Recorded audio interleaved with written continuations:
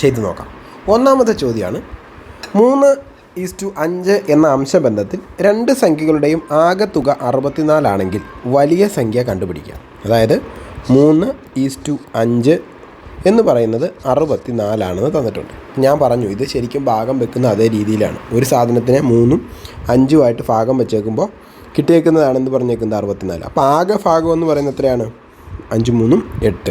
അപ്പോൾ നമുക്ക് ഒരു ഭാഗം കണ്ടുപിടിക്കാനായിട്ട് 64/8 = 8. അങ്ങനെയാണെങ്കിൽ ഇനി ഇതിന് വില കൊടുത്താൽ മതി.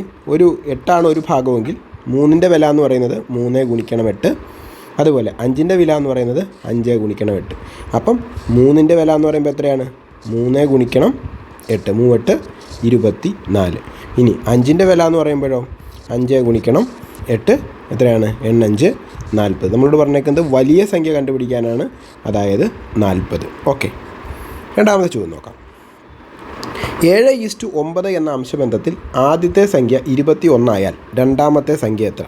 അതായത് 7:9 എന്ന അംശബന്ധത്തിൽ 7ൻ്റെ വില തന്നിട്ടുണ്ട്, അതായത് 21 ആണെങ്കിൽ 9 എത്ര എന്നാണ് ചോദിച്ചേക്കുന്നത്. അതായത് ഈ പറയുന്ന മൊത്തത്തിൻ്റെ 7 ഭാഗം എന്ന് പറയുന്നത് 21 ആണ്. അപ്പോൾ ഒരു ഭാഗം കണ്ടുപിടിക്കാൻ എന്തെങ്കിലും ബുദ്ധിമുട്ടുണ്ടോ? ഒരു ബുദ്ധിമുട്ടുമില്ല. ഒരു ഭാഗം കണ്ടുപിടിക്കാനായിട്ട് 21/7 7 കൊണ്ട് ഹരിക്കുമ്പോൾ 1 7 7 7 14 3 7 21. ഒരു ഭാഗം എന്ന് പറയുന്നത് അപ്പോൾ എത്രയാണ്? 3 ആണ്. അപ്പോൾ നമ്മളിനി എൻ്റെ വില കൊടുക്കുക. 7നെ 3 കൊണ്ട് ഗുണിക്കുമ്പോൾ 21 ഇവിടെ കിട്ടി. ഇനി 9നെ ഗുണം 3 3 9 27. ഉത്തരം എന്ന് പറയുന്നത് രണ്ടാമത്തെ സംഖ്യ എന്ന് പറയുന്നത് എത്രയാണ്? 27. ഇനി മൂന്നാമത്തേത് 4:11 എന്ന അംശബന്ധത്തിൽ രണ്ടാമത്തെ സംഖ്യ 55 ആയാൽ 4:11 എന്ന അംശബന്ധത്തിൽ ആദ്യത്തെ സംഖ്യ അറിയത്തില്ല, രണ്ടാമത്തെ സംഖ്യ 55 ആയാൽ ആദ്യത്തെ സംഖ്യ നമുക്കറിയാം. 55 എന്ന് പറയുന്നത് എന്താണ്? 11 ഭാഗങ്ങളാണ്. അപ്പോൾ ഒരു ഭാഗം കണ്ടുപിടിക്കാൻ എന്താണ്? 5 50 11 5 55. ഒരു ഭാഗം എന്ന് പറയുന്ന 5. അങ്ങനെ 11 ഗുണിക്കണം 55 ആണ് ഇവിടെ 5 ഇവിടെ 55 കിട്ടിയേക്കുന്നത്. അപ്പോൾ ഇവിടെ 4 ഗുണിക്കണം 5 20. അപ്പം ആദ്യ സംഖ്യ എന്ന് പറയുന്നത് എത്രയാണ്? 20. ഓക്കെ, നാലാമത്തെ ചോദ്യം. 2:3 എന്ന അംശബന്ധത്തിൽ രണ്ട് സംഖ്യകളുടെയും ആകെത്തുക 50 ആണെങ്കിൽ സംഖ്യകൾ കണ്ടെത്തുക. 2:3 എന്ന അംശബന്ധത്തിൽ ആകെ എന്ന് പറയുന്നത് 50 ആണ്. അതായത് 2ഉം 3ഉം കൂടി ചേരുന്ന 5 ഭാഗങ്ങളാണ് ഈ 50. അപ്പോൾ ഒരു ഭാഗം കണ്ടുപിടിക്കാൻ 5 അല്ലേ? 5. അപ്പോൾ നമുക്ക് എത്ര കിട്ടും? 10 അല്ലേ? ഒരു ഭാഗം എന്ന് പറയുന്നത് 10 ആണ്. അപ്പം 2 ഗുണിക്കണം 10 3 ഗുണിക്കണം 10. അപ്പം ആദ്യത്തേതെന്ന് പറയുന്നത് 20ഉം രണ്ടാമത്തേതെന്ന് പറയുന്നത് 30ഉം ആയിരിക്കും. നമ്മളോട് പറഞ്ഞേക്കുന്നത് എന്താണ്? സംഖ്യകൾ കണ്ടെത്തുക. അപ്പം 20:30. അഞ്ചാമത്, ഇതിനൊന്നും ടെൻഷൻ അടിക്കേണ്ട കാര്യമില്ല, സിമ്പിളാണ്. നമ്മൾ ആ പറഞ്ഞ ക്ലാസ്സിൽ നിന്ന് നിങ്ങൾക്ക് എഴുതാവുന്നതേ ഉള്ളൂ. ഒരു ക്ലാസ്സിലെ ആൺകുട്ടികളും പെൺകുട്ടികളും 5:4 എന്ന അംശബന്ധത്തിലാണ്. ആകെ 45 വിദ്യാർത്ഥികളുണ്ടെങ്കിൽ സെയിം തന്നെ ആകെ നമുക്ക് തന്നിട്ടുണ്ട്. 5:4 എന്ന് പറയുന്നത് എത്രയാണെന്ന് പറഞ്ഞിട്ടുണ്ട്? 45 എന്ന് തന്നിട്ടുണ്ട്. അപ്പോൾ ഈ പറഞ്ഞ 5ഉം 4ഉം കൂട്ടിച്ചേരുന്ന 9 ഭാഗമാണ് ഈ 45. അപ്പോൾ ഒരു ഭാഗം കണ്ടുപിടിക്കാൻ എന്ത് ചെയ്യണം? 45/9 45 9 5 45 5 കിട്ടുക. 5 ഗുണിക്കണം 5 4 ഗുണിക്കണം 5. അപ്പോൾ എത്ര കിട്ടും? 5 25. അതുപോലെ 4 5 20. നോക്കിക്കേ, ആൺകുട്ടികൾ 25, പെൺകുട്ടികൾ എത്രയാണ്? 20. ഓക്കെ,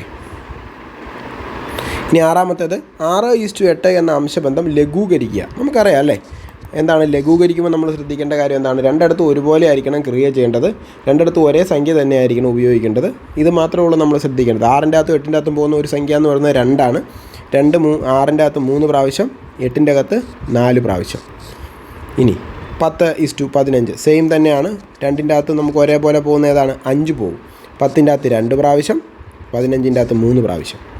അടുത്ത 8 12:18. ഇതിനെ നമുക്ക് എന്ത് ചെയ്യാം?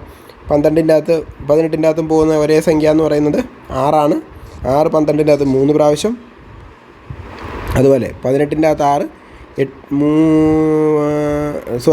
ഈ 12ൻ്റെ അകത്ത് ഇതിപ്പോൾ തെറ്റിപ്പോയതാണ്.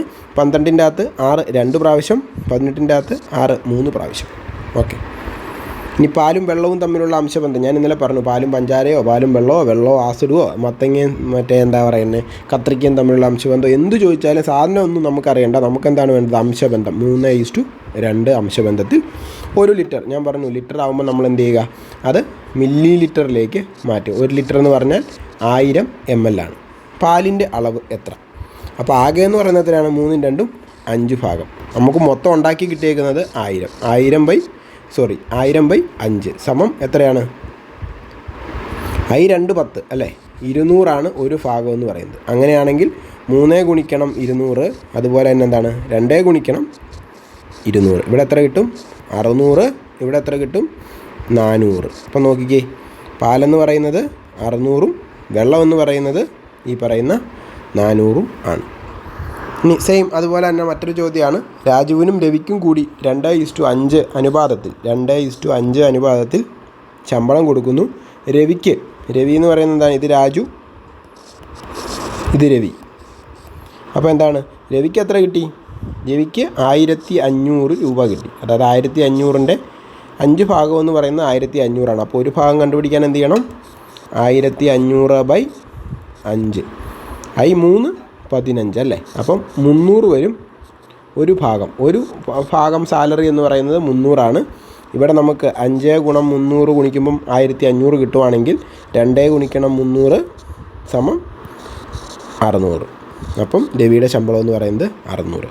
നിങ്ങൾ ശ്രദ്ധിച്ച് ചെയ്യാൻ തീർക്കാവുന്ന കാര്യം മാത്രമേ ഉള്ളൂ. ഞാനിത് 10 ചോദ്യങ്ങൾ ചെയ്യാൻ വെറും 6 മിനിറ്റ് എടുത്തിട്ടുള്ളൂ.